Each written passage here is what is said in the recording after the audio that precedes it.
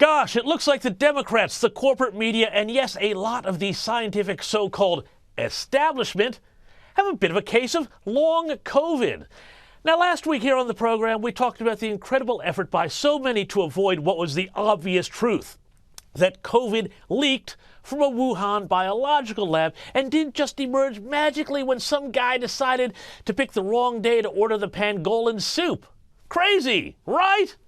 Well, now it's getting a whole lot worse for the COVID, what should we call them? Oh, I got a word. Deniers. What am I talking about?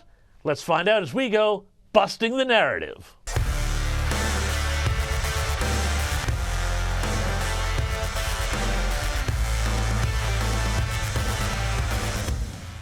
So, okay, now that we have more or less established that COVID came from a lab, the question has to become why everyone was so keen to cover this fact up. Well, one obvious point is that because Donald Trump said it, according to the physics and logic of the left, where everything is opposite day, it simply could not be true. It comes from China. That's why. It comes from China. I want to be accurate. Racist! Science denier! But there is another reason why so many people in the U.S. were keen to keep this story on the down low.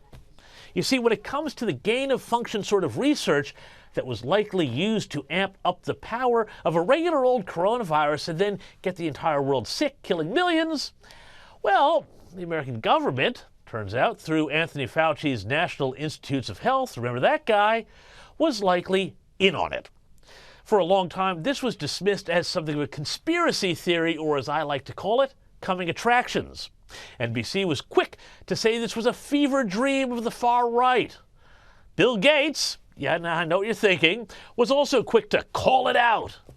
And Vanity Fair, which once contented itself to report on the doings of celebrity Eurotrash, called the arm of Fauci's NIH that funded the research a virus-hunting non-profit. Oh gosh, doesn't that sound sweet?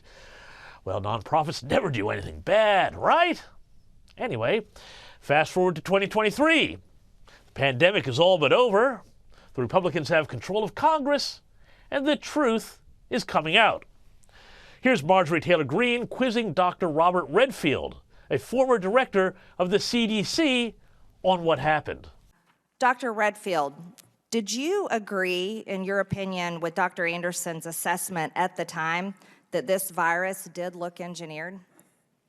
I was concerned because of the presence of the furin cleavage site that we've talked about.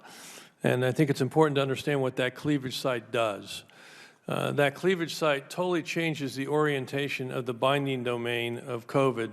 So it now, which could not see the ACE2 receptor, which is the human receptor, it totally changes the orientation now, so it has high affinity for a human receptor. So the sequences that they used in those 12 nucleotides for arginine were the arginine sequences, nucleotide triplet, that coded for the human arginine.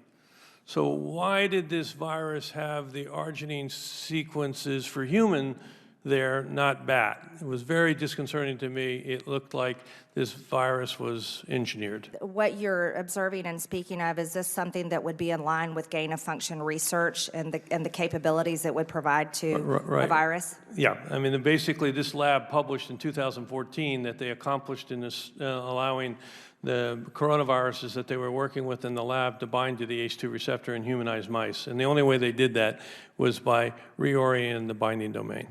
And it was clear to them at this time that that was likely the issue in their private conversations. Yet by February 4th, a paper on the origins of COVID is drafted by 4 participants of the February 1 conference call. One of those participants, Dr. Anderson, completely reverses himself in an email to the president of EcoHealth, Peter Daszak, and says the main crackpot theories going around at the moment relate to this virus being somehow engineered, and that is demonstrably false. Sounds like a cover-up to me, one which far too much of the media participated in. Thanks for watching. I'm James Morrow, and to support this channel, please like, share, and subscribe below, and I'll see you next week for more Busting the Narrative. Bye-bye.